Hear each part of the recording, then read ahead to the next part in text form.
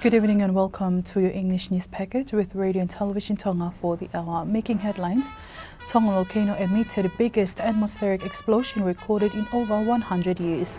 Police concerned with contention and rival between Tonga and Samoa on social media, and online trading on Sundays are decreasing. We'll have these and more stories later on in the bulletin, including the sports and the latest weather updates. Now for the stories in details. The eruption of an underwater Tongan volcano in January has been confirmed as the largest ever recorded. New Zealand's National Institute for Water and Atmospheric Research, or NIWA, led the investigation. New Zealand's National Institute for Water and Atmospheric Research, or NIWA, found the volcano Hungatonga Hungaha'apai emitted the biggest atmospheric explosion recorded on Earth in more than 100 years. The project leader and marine geologist Kevin Mackay said the eruption reached record heights and the material it produced circulated the atmosphere for months. NIWA scientists also discovered currents of tense lava, volcanic ash and gases called pyroclastic flows traveled as far as 100 kilometers following the eruption. This is the first time scientists have seen underwater pyroclastic flows of this magnitude.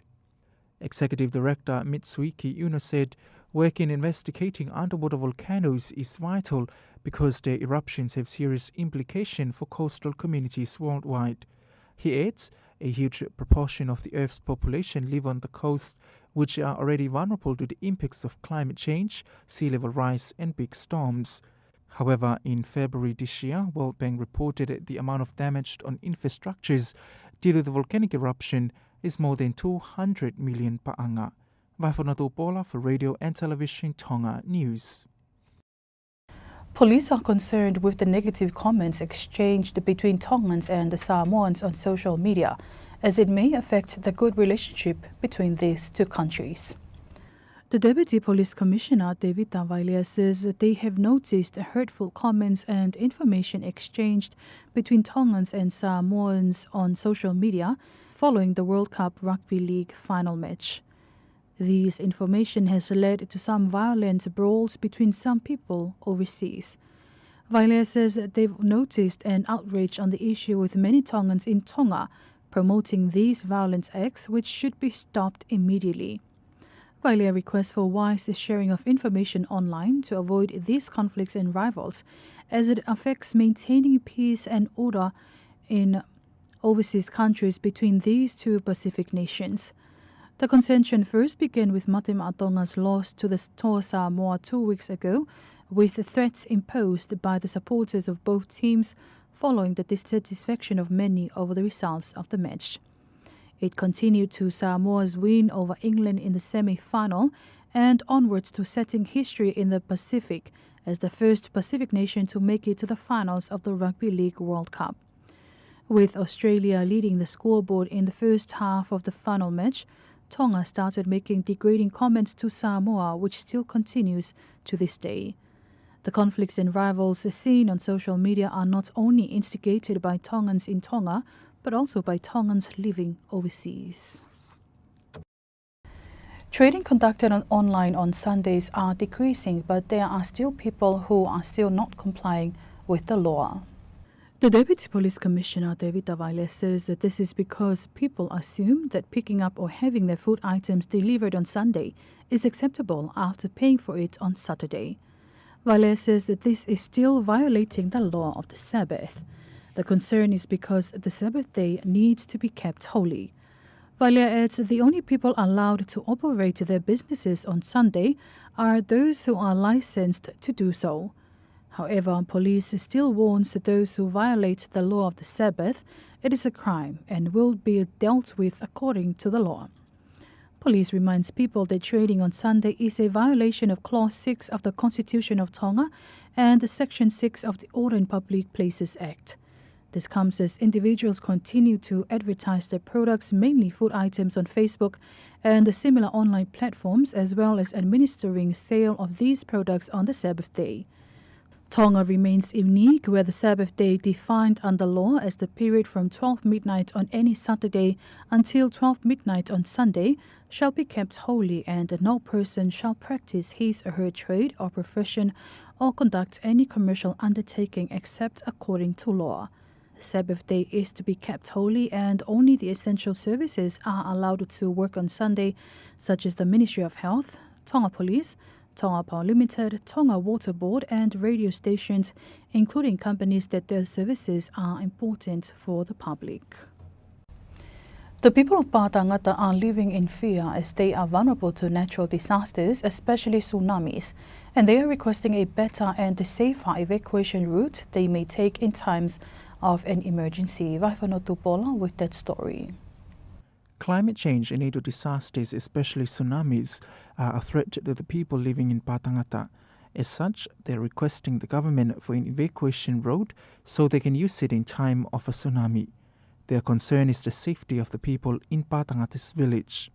The chairman of the Community Committee of Pātangata, Moses Sikulumafi, told Radio Tonga News this morning their request is based on the problems they faced during the devastating earthquakes and tsunami in January this year, but they are more concerned for their children's lives and the elderly in Pātangata. He adds the main road is the only road they are using in Pātangata in times of tsunami warnings, but they are hoping for an evacuation road from the village to Popua. And this is to help the people of the village be more prepared in time of natural disasters and to evacuate early. Mafi adds he remembered that in January's event, the people of Pātangata were trying to evacuate inside their vehicles, but the main road was busy and the waves got to them in the middle of the road, so they had to get out of their vehicle and run to Popua. Meanwhile, Radio Tonga News contacted the Minister of Infrastructure for more clarification about the matter, however, to no avail. But in a previous interview with the former Finance Minister, one of the government's concern is to provide an evacuation road. Pātangata is one of the low areas that is vulnerable to natural disasters, including tsunami and sea level rising. Vaifonatu Pola for Radio and Television Tonga News. More than 20 people have been interviewed by police regarding the fire incident at Vava'o. The fire incident occurred on the 8th of this month, which resulted in the death of Tu'imala Moala of Vava'o. The Deputy Police Commissioner, David Vailea, says investigations are continuing and no one should make assumptions on the matter, as no one is yet to be arrested. So far, police have been able to interview 20 people who were at the scene when the fire occurred. At the moment, Vailea says they are only collecting information from witnesses, and because of the sensitivity of the issue, no further details was given. It is understood no one has been arrested regarding the matter, and Vailea requests the public to be wise with information shared on social media while investigations continue. This is one of the issues that is frequently discussed on social media, and Vailea says this is part of their job and that people should let them do their job, while requesting those who have information that might help them with the investigation to report to their nearest police station.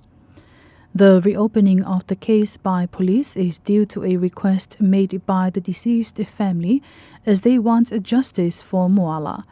The investigations is about the case of Tu'imala Moala of Vava'o, who died from a fire that engulfed the house she was living in with her husband at Maungamaka Niyafu Vava'o. The special investigation includes police from Tongatapu along with experts from overseas.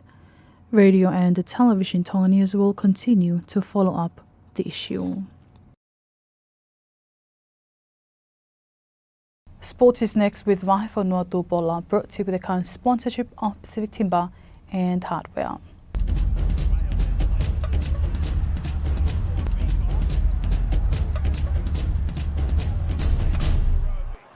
Welcome back. Now the latest from sports. The Tonga national netball team Tala has made it to the World Top 10 Best Netball Team for 2022 following an announcement made by the World Netball Association this morning. The Chief Executive Officer of Tonga Netball Association, Salote Sisfa, says this is historical for Tonga following their victory over the past two Pacific Or series this year. Tonga claimed the 8th spot after being named one of the rising teams on netball. To be honest, it feels surreal. You know, waking up to such pleasant news this morning that Tonga has now jumped one place to be ranked 8th in the world. It's so real, but at the same time, you know, this has been earned through blood, sweat and tears.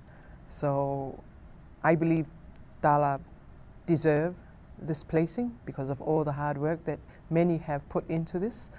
But overall, just very surreal and just overwhelming and grateful for the talent of our children that have come back to give back to the country. It's the best feeling. Meanwhile, Australia still holds first place, followed by New Zealand, England, Jamaica, South Africa, Malawi, Uganda, Tonga, Wales and Scotland. Within the top 8 teams, England swapped places with Jamaica and now hold third, while Malawi has done likewise with Uganda, respectively 6th and 7th spot, and Tonga moved into 8th ahead of Wales in 9th. Uganda's and Jamaica's ranking have been impacted by their failure to fulfill fixtures during the August and September series. Meanwhile, the Tala head coach Shakwa Porimake Simpson was named Coach of the Year at the Taranaki Sports Awards 2022. We're really happy with Tonga Netball and Tala and the success so far, not only for the team but also for our management and coaching staff. Our head coach Shakwa Porimake Simpson, she has been named Coach of the Year, winning an award in New Zealand, and we had given reference to that in terms of her assistance and her leadership with Tala. And we're very grateful to hear the news that Shakwa had received Coach of the Year award.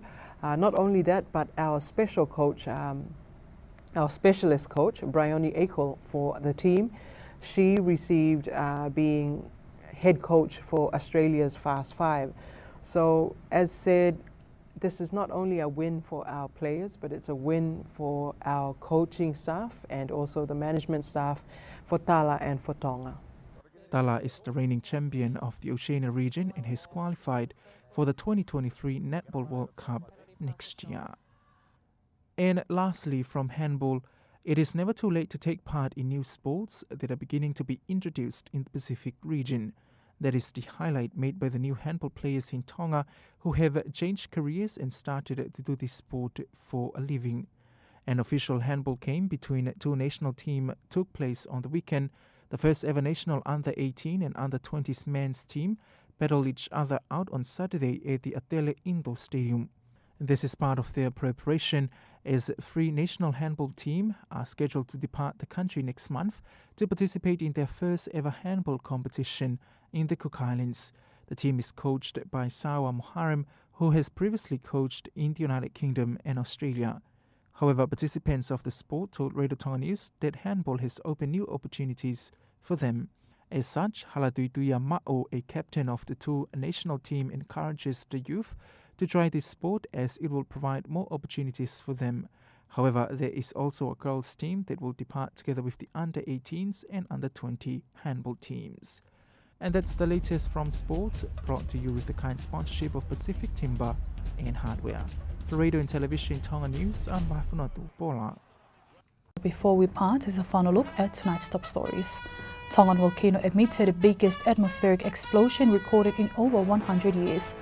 Police concerned with contention and rival between Tonga and the Samoa on social media, and online trading on Sundays are decreasing. That's it for tonight. Thank you for your company. I'm Malik Gutenbell. Have a blessed evening.